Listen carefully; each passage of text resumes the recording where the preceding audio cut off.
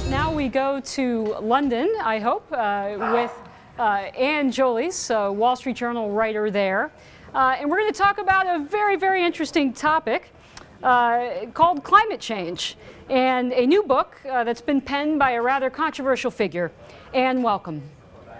Hi, Mary. Thank you for having me. Now, the book is called The Hockey Stick in Climate Wars, and it's authored by Michael Mann. Who is Mr. Mann, and why should we care about him? Well, Michael Mann is a climate scientist currently at the Penn State.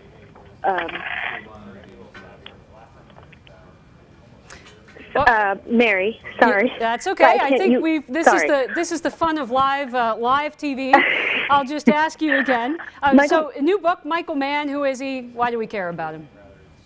Michael Mann is a climatologist who, in the late 90s, authored a study and a couple follow-ups known as the hockey stick graphs. And essentially, these are paleoclimatic reconstructions of hemispheric and global temperatures going back hundreds and, in the 1999 graph, 1,000 years. And what these graphs demonstrated, and the reason they got so much attention and featured in the 2001 UN IPCC report, is that they indicated that basically for the last 1,000 years, temperatures had essentially been going on fairly steadily. And then in the 20th century, they showed this anomalous spike, this sharp rise in temperatures.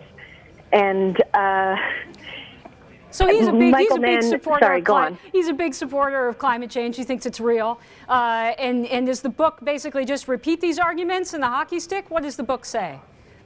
Well, yes, essentially. I mean, basically, since they came out, Michael Mann's reconstructions, which involve a lot of complicated and debatable mathematical and statistical methods, they've been critiqued fairly heavily by various skeptics in math and science, who've pointed out, for instance, that in the early versions of the graph, his statistical method produced a hockey stick shape, pretty much whatever data you inputted. So Mr. Mann's book is his side, I guess, of what he calls these climate wars.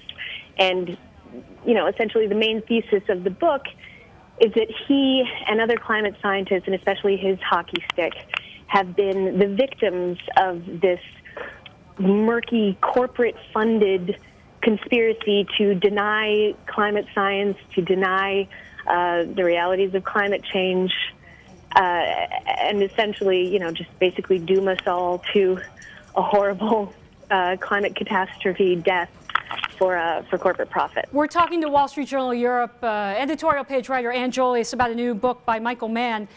So he comes out with this hockey stick thesis. He's heavily criticized in the scientific community and elsewhere. He writes this book and he says he writes this book. He says it's not true. So does he come out with a strong scientific case to rebut his critics, or no? He doesn't come out with a new case to rebut his critics. Let's put it that way. The book is fairly interesting in that, in a lot of sections, it reads a lot like IPCC reports, in that it's got some pretty heavy-going technical explanations, and he does throughout the book. If you read it carefully, if you give it a critical read, and if you go to his footnotes and you check the reference material, you'll get a pretty good idea of some of the more important uncertainties and caveats in the alarmist global warming view. But at the same time, this gets interspersed for layman's benefit with sort of sweeping claims about how, well, never mind the uncertainties, this is what's happening, this is the reality, and if you don't agree with me, you're anti-science and you're denialist. And I think, honestly, one of the weaknesses in this book, and Mr. Mann unwittingly reveals about himself, that he seems to not understand that reasonable minds and layman minds can grasp and comprehend how science works, that it is, a lot of incremental developments, uncertainties, caveats everywhere.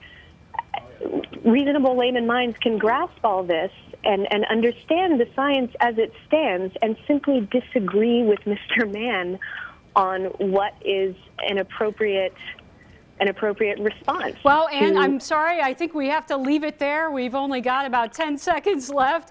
I understand you have a book review in the Wall Street Journal tomorrow. I'd encourage everybody to check it out. Wall Street Journal Europe editorial writer Anne Jolis, thanks for being with us.